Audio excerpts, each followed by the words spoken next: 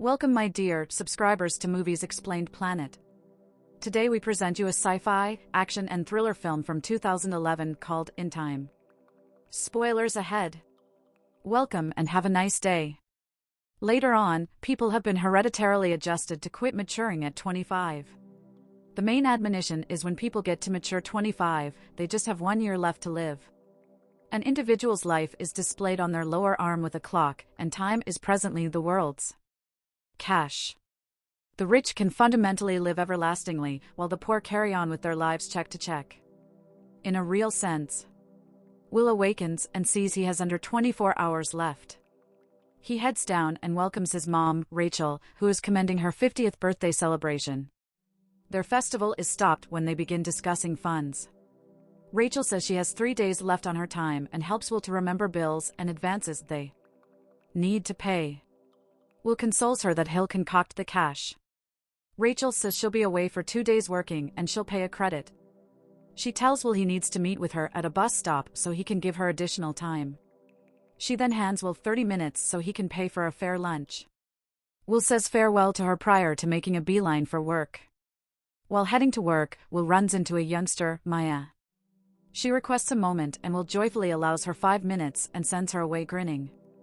He shows up working and meets with his companion Burrell. Will works at a production line making time capacity gadgets. Following a difficult day's worth of effort, he shuts it down for the day and gets compensated. He sees that his installment is missing and requests more, however the wholesaler says the quantity has expanded and Will didn't arrive at it. Will later heads to a nearby bar and a few men welcome him to bet, however he turns him down, yet not in the wake of helping one to remember the men he owes Will 60 minutes. Will requires the hour and meets with Burrell.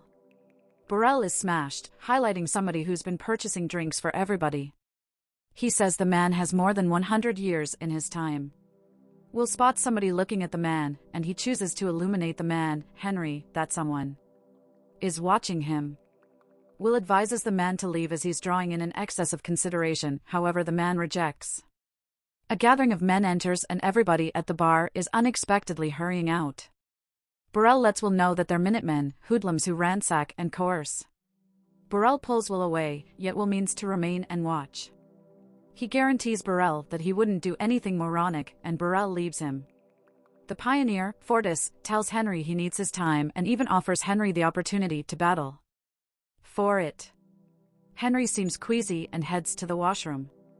He retches while a Minuteman keeps watches. Will abruptly rushes in, takes the person out, and takes Henry with him. Will and Henry run out and Fortis and his men pursue them. They figure out how to get away from in the wake of moving over a door and concealing inside an unwanted structure. The Minutemen are not far behind and nearly track down them, however ultimately surrender their pursuit. At the point when one of the men lets Fortis know that he perceived Will. Will and Henry get comfortable and Henry uncovers he's 105 years of age. He says his psyche is exhausted and he wants demise, making sense of his rash way of behaving. Will lashes out, taking into account that he and his mom need to maintain a few sources of income just to live. One more day. Henry then uncovers the mysteries of their awful world.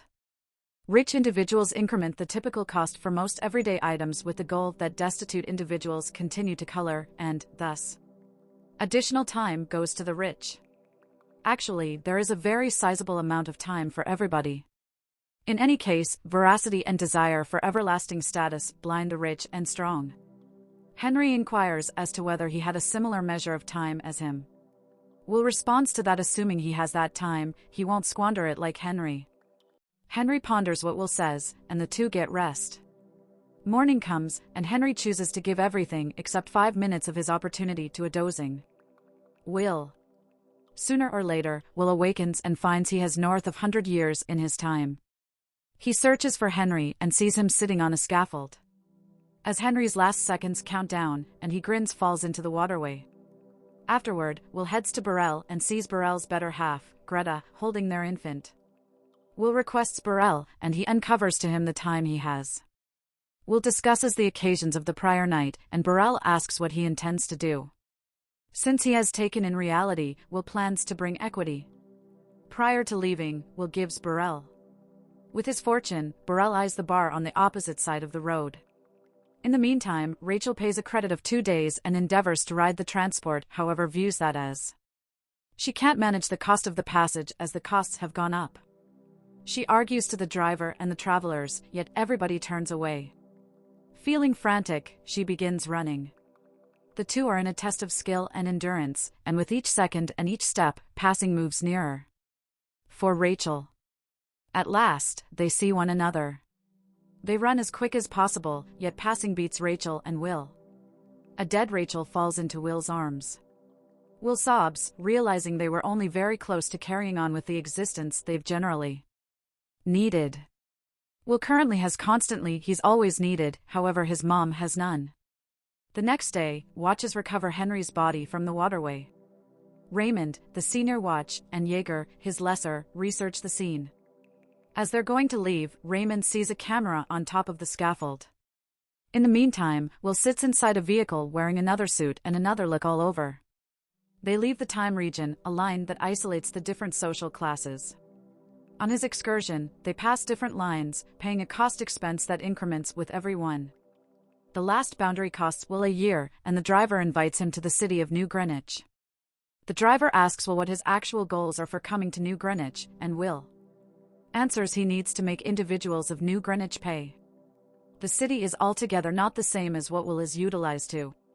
As he leaves the vehicle, he quickly begins running, actually used to living with pretty much nothing. Time. He sees his arm and starts acting more like an individual who is constantly in the world. Be that as it may, he previously grabbed the eye of a lady named Sylvia. Will enters an inn and requests a suite. In his rich room, Will awakens still with 105 years. Despite the fact that he rests in the comfiest of beds in a room with the best view, the less than ideal demise of his mother actually torment him. Without precedent for his life, he encounters exquisite cuisine and beverages. He pays for his dinner and tips the server 7 days. The server sees that Will doesn't carry on like every other person, saying he does everything excessively quick. Will brazenly answers that he doesn't complete quick in the things that matter. Will intends to enter the club. On the whole, he must have a closet change. In the watch's base camp, they see Will in the observation film. Yeager reports that a man crossed various boundaries going to New Greenwich. They accumulate more data about Will on the PC, and Raymond states that he knows Will's dad. Will enters a gambling club and finds a seat at a poker table. As the vendor bargains, Philippe, a billionaire with ages in his time, familiarizes himself with Will. Will's rewards after a couple of rounds of poker adds up to more than 2 centuries. Philippe builds the pot by 50 years. Notwithstanding this, Will calls with absolute certainty, and the stream ends up being the 6 of jewels. Will's concentrate shifts from the game to the beautiful lady, Sylvia, who sits alongside Philippe. Philippe focuses in, uncovering right around 10 centuries of time. He then, at that point, discusses the immense hold between poor people and the rich, legitimizing it as normal choice. He raises 2 additional hundreds of years. Will chomps in calls, leaving his arm with a simple 30 seconds left. The result favors Will, and he gets 1,000 years. This carried a rush to Philippe's dull life. He notification Will taking a gander at Sylvia and inquires as to whether he believes she's his grandma, mother, or on the other hand spouse. Will basically says that she's wonderful. There he's acquainted with 3 ages of ladies that look as though they're sisters. Will watches awkward among the fashionable group. Sylvia approaches and saves him from a desolate evening. They get to find out about each other, and their discussion drives them to the dance floor. She inquires as to whether he comes from the ghetto, however, Will neither concedes nor denies her cases. Sylvia opens, dependent upon him about her feudal life and how the time that she has shackles her when allowing her freedom is assumed. While this is going on, Philippe and her significant other gaze at the two with full concentration's eyes. Making Will lead Sylvia outside to the ocean side. Will and Sylvia strip down and plunges into the waters. Raymond cautions him that assuming he proceeds, he'll wind up dying like his dad. Will says his dad passed on battling somebody, yet Raymond says Will's dad was doing something more perilous. Night shows up, and Sylvia makes herself at home freely sloughed. She gets some information about his family and will focuses on her mom's passing. He thinks back about his dad and how he was a speculator like him yet on an alternate game. His dad would play a game much the same as betting, yet utilizing his time. His dad won a ton, however his demonstrations of liberality caused his passing. They figure out they're around a similar age, and their bond develops further as they share more about one another's past.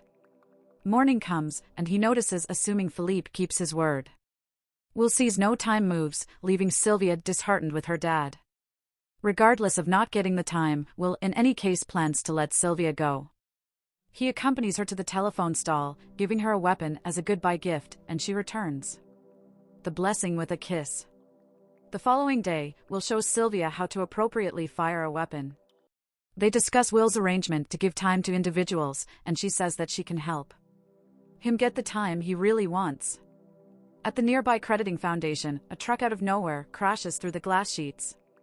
The two draw off a heist, taking as much time putting away gadgets as possible. They urge the borrowers to get as much time as they need, and they generally come hurrying in. Sometime thereafter, Will gives time to Greta, Maya, and, surprisingly, the course of events merchant who gives individuals time as noble cause. Fortis proceeds to bother and kill individuals for time. He then, at that point, sees in plain view a prize for quite some time for the catch of Will and Sylvia. In the meantime, Philippe watches the report about his girl's persistent interests to take from him. Soon thereafter, Raymond and the watches encompass an inn where the two stay in. Will and Sylvia notice they're encircled, so they leap through the window to get away. Raymond pursues them through the roads and the dull backstreets. They advance up the rooftops, and a shootout begins. They figure out how to board a transport, losing Raymond. Fortis proceeds with his quest for Will and Sylvia. He examines a gathering, taking steps to take their time. At the point when one kicks the bucket, a man moves forward and says he has data regarding their whereabouts. At the inn, the two sit on the lounge chair together if they're going to discuss the difficulties to confront. The two of them acknowledge that assuming they get found out, they will kick the bucket. At the period they've spent together, and at each time they nearly kicked the bucket, Sylvia felt more alive than any other time. Out of nowhere, the entryway gets wrecked by Fortis and his men. Feeling liberal, Fortis allows Will an opportunity to play for his life. Fortis rolls at his disposal for around areas of strength for of, and Will acknowledges his demand. Will battles up to his last seconds, then, he turns it around when Fortis loses center. His subordinates approach the table, and the apprehension in his eyes develops. Will snatches a firearm from his lower leg and shoots everybody while siphoning Fortis dry. Will and Sylvia stand on a roof, seeing how costs continue to rise. Will feels miserable, saying that the rich will simply build the average cost for many everyday items each time they take. He says that main 1 million years will have an effect. Sylvia concurs, however she has an arrangement at the top of the priority list. The following day, Philippe enters a structure with a plenty of protectors encompassing him. Sylvia grabs their eye and requests this dad. Among the gatekeepers is Will, who focuses a firearm straightforwardly at Philippe's head. He orders the gatekeepers to put their weapons down, and they kidnap Philippe. In his office is a period vault, and in there sits a gadget with 1 million years. Philippe attempts to make sense of that society will come up short, assuming that time tumbles to some unacceptable hands. He expresses that there will continuously be somebody able to forfeit individuals for a shot at interminability. Will can't contain his resentment and focuses a firearm at him, however he recovers his serenity. Will lets Philippe know that interminability does not merit the existence of even a solitary person. The two then leave. In the interim, police vehicles begin to blockade the primary street. The watches take shots of voluntarily and Sylvia's vehicle, however they supernaturally get past safe, slamming the toll gate to cross the boundary. Raymond doesn't surrender and pursues them. They show up at the ghetto, and as they're going to arrive at security, Raymond blocks. Also, collides with them. Will exits sound and requests that Maya appropriate the 1 million years. Raymond focuses a weapon at the two, yet the clamoring swarm hinders his view, taking into consideration them to get away. Raymond seizes a vehicle and the pursuit proceeds. At long last, they conflict in the street. Raymond concedes that he's additionally from the ghetto, and as he figured out how to escape from destitution. His eyes were additionally open to the hard truth that the hold between the rich and poor people must be kept up with. As they talk, Raymond understands that his time is up. He kicks the bucket on the spot, and the two attempt to figure out how to recharge theirs. Somewhere far off is Raymond's vehicle. They run towards it with seconds on their clock. Will arrives first and accepts his time. He then hurries to Sylvie, who has seconds left. The two run into one another's arms just under the wire, and the two get to live for one more day. Residents are presently crossing borders into additional costly zones. The Minutemen watch on as their cultural order starts falling. Thank you and have a nice day.